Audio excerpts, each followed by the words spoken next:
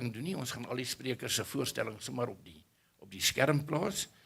André gaan vir ons net so oorsig gee oor die politieke omgewing. André, jy kan maar gerus nader kom. André, jy sal my verskoon as ek nie jou CV lees nie, want ons wil graag sê wie die nuus gaan kyk vanaand. Maar ons ken jou almal, André, in 'n groot waardering dat jy hier is. En André, die verhoog is jou. Voorsitter, dames en here, baie dankie vir die geleentheid.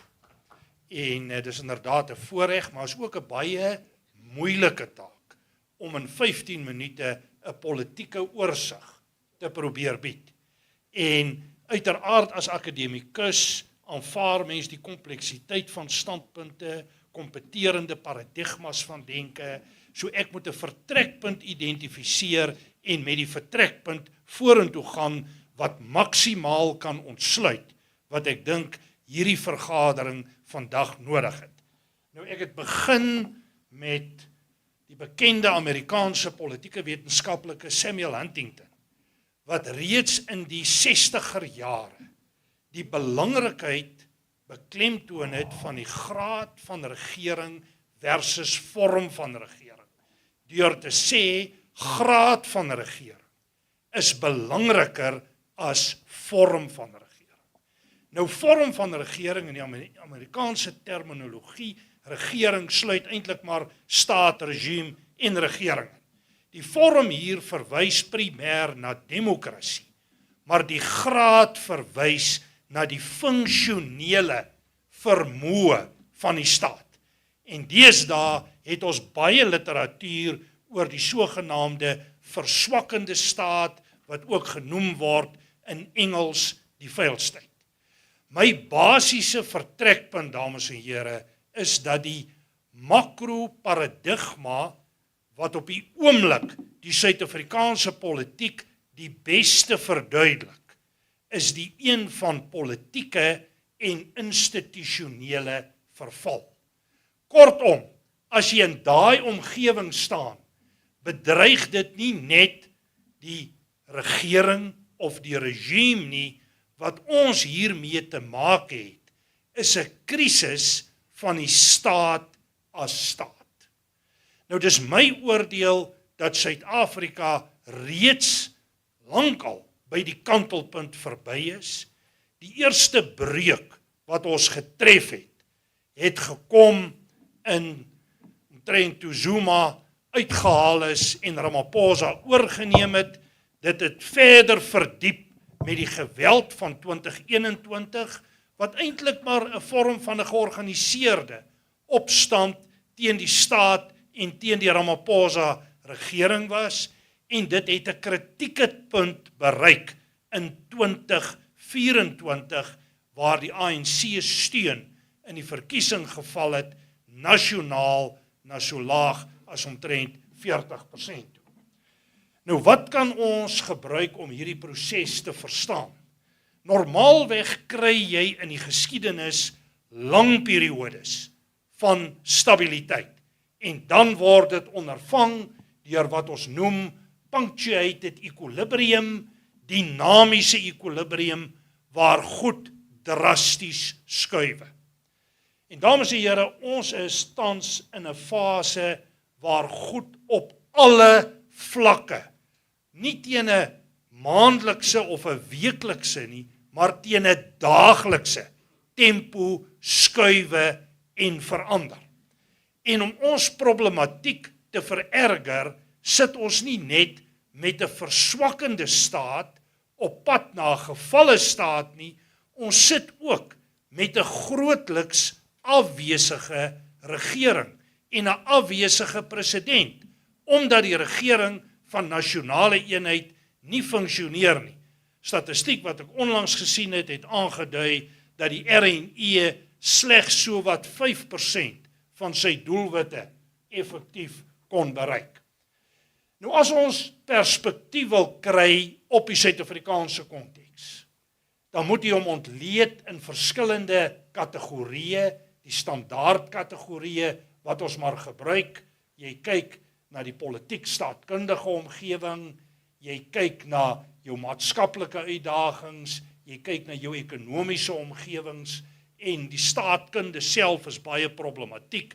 Daar kan jy talle omgewings ontleed, die staat as staat, die ANC as regering, regime en so meer. Die makro-tendens wat my navorsing wys, en jy kan gerus gaan lees, jy gaan baie van my goed te lees kry in verskeie artikels, is dat die Suid-Afrikaanse politieke omgewing toenemend besig is om te destabiliseer. Nou as ons kyk en ons gaan in groter detail in, en ek kan nie die besonderhede met u bespreek nie, en jy kyk na die onderskeie kategorieë, as jy net na die sosiaal-maatskaplike kant kyk, en jy kyk na hoe lyk familiestrukture in Suid-Afrika, jy kyk na die vlak van identiteitspolitiek in verskillende forme, ras, kultuur, gender en so meer, en koppel dit aan die politieke proses. Op die oomblik is daar sowat 472 geregistreerde partye wat wil deelneem aan die 2026-27 verkiesing. As jy kyk na die ANC, het die ANC se steunbasis gedaal van 2004 omtrent 69,7% na 40% waar ons vandag staan. Die nuutste meningspeilings, en 'n mens moet versigtig wees om met meningspeilings te sterk en te hard om te gaan, is dat die steun van die ANC geval het na onder 30%. Maar sluit in dat daar 'n 4% foutfaktor in die konteks is. Dan moet jy onmiddellik in aanmerking neem dat die ANC uiters bekommerd is. En ek dink bekommerd is, soos die Engelse sê, 'n understatement. Hulle is desperaat vir hulle eie politieke oorlewing en daar is baie goeie redes voor. As ons kyk na die ekonomie, en ek raak net enkele lyne aan, 'n komplekse aanbieding vat my omtrent 45 minute na 'n uur toe. Maar ons ekonomie het die laaste dekade met 0,8% per jaar gegroei. Heel wat laer as die bevolkingsgroeikoers, en dan praat ons nie eers van die getal onwettige immigrante wat konservatief op so wat 5 miljoen te staan gekom het. As ons kyk na die belastingbasis, ons het 7,4 miljoen persoonlike belastingbetalers, dit maak net minder as 40% van die belastingpot uit. Daarvan betaal so wat 200.000 30% van die totaliteit. En dis 'n belastingbasis wat beweeglik is, wat kan skuif. As ons kyk na die internasionale omgewing, dames en here, die internasionale omgewing het oornag, letterlik met Trump se tweede termyn, radikaal verander. Dit was in proses, maar dit het versnel. En vir die eerste keer sedert 94 kry Suid-Afrika werklik die wind van voor.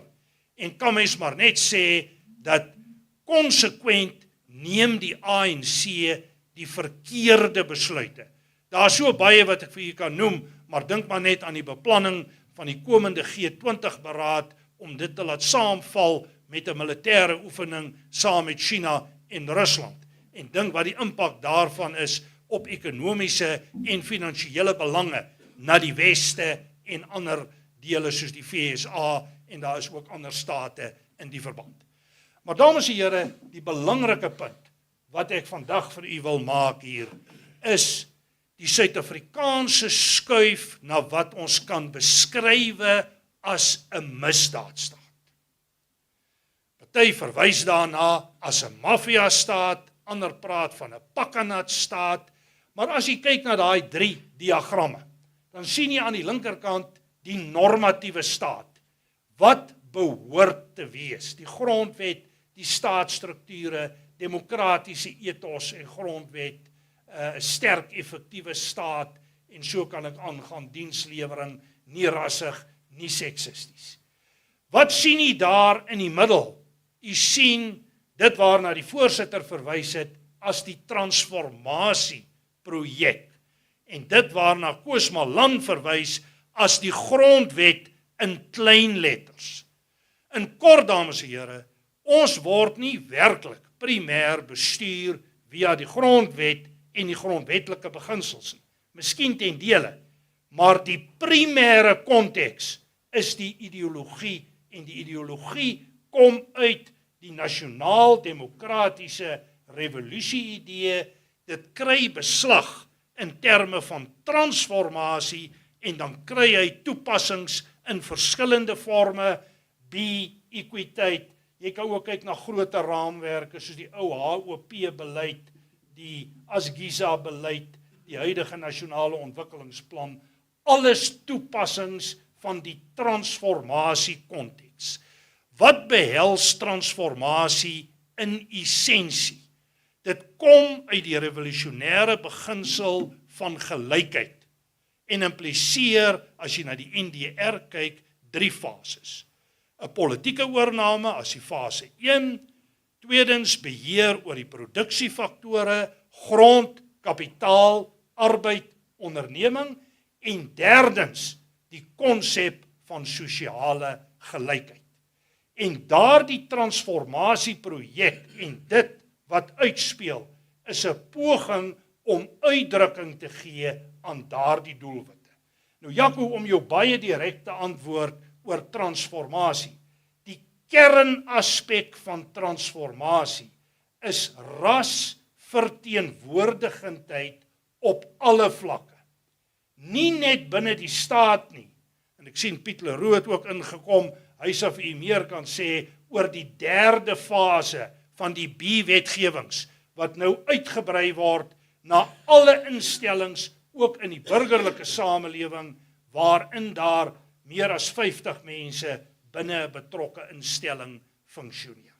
So ons sit met die radikale toepassing en wat besig is om te gebeur, die wetgewings word al sterker, al strawwer. Soos die staat as 'n swak staat mag verloor, probeer hulle met wetgewing al hoe sterker beheer uitoefen. En dit sluit in goed soos onteiening sonder vergoeding, die Bella-wet, daar's nou pogings om wapenbeheer weer te verskerp, daar's pogings om waterwetgewing in plek te kry, om beheer te kry oor die waterbronne.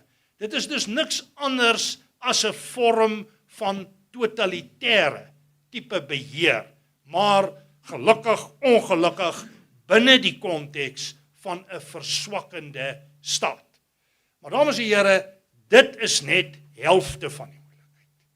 Die ander helfte sien jy op die punt daar, en my eie navorsing wys vir my dat Suid-Afrika toenemend neig in die rigting van 'n misdaadstaat. Kortom, ons verloor wet en orde. Die strafregstelsel is besig om in duie te stort. Kom ek gee vir u 'n paar syfers in die verband. Eerste syfer is dat daar tussen 2000 en 2015 so wat 1000 sluipmoorde en of gepoogde sluipmoorde was. In KwaZulu-Natal is die primêre fokus. Geen kommissie van ondersoek, van die Sereti-kommissie tot die Morane-kommissie tot die huidige kommissie wat wat die staatskaping probeer ondersoek, Zondo. Daardie kontekste het nie een sukses gelewer nie. Die kort en die lank is, die ANC funksioneer as 'n misdaadorganisasie. Dis die oorkoepelende misdaadlyn. Hy beskerm homself binne 'n transformasie konteks. Dit is die breë politieke narratief, en dan bereik hy sy legitimiteit in terme van die normatiewe staat en demokrasie. En dames en here, hierdie proses is nie omkeerbaar in die maklike sin van die woord nie. En dis een van die groot probleme van die nasionale dialoog. Hoe voer jy gesprek waar daar oorweldigende getuienis bestaan van misdaad binne die regerende elite? En dames en here, Jy kan die lyn internasionaal gaan trek. Suid-Afrika word gesien as 'n nodale punt vir internasionale handel en misdaad. En dit koppel op state soos Iran en Afghanistan en Rusland en so meer. Ter afsluiting, dames en here, die pad wat ons geloop het die 30 jaar, word oorheers deur politieke en institusionele verval. Dit gaan nie oor demokrasie nie, maar dit gaan oor die staat as staat.